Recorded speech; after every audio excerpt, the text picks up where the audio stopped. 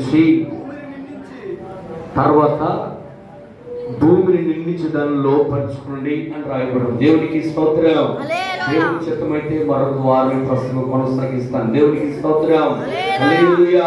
దేవుడు సృష్టి ప్రారంభంలోనే దేవుడు తన బిడ్డలైనటువంటి ఆదామును అవ్వను వారిద్దరిని కలిగేసినప్పుడు దేవుని ఉద్దేశం ఏంటో తెలుసా? దేవుడు వారిద్దరిని కూడా ఆశీర్వదించాడంట. దేవుడే వారిని ఆశీర్వదించాడు. ఏమని ఆశీర్వదించాడు తెలుసా? ఆ మెసేజ్ ఎక్కడ వచ్చేసింది? అయ్యగారు చెప్పినట్లుగా మీరు ఫలించి చెప్పండి. ఇది పరిశుద్ధాత్మ దేవుడు చెప్పే విషయం. దేవునికి స్తోత్రం. మెసేజ్ కూడా తీసేసుకున్నారండి. ఇంకా ఆ మెసేజ్ ఈ మెసేజ్ కాదు కానీ 2 మెసేజ్లో మీకు వచ్చేసింది.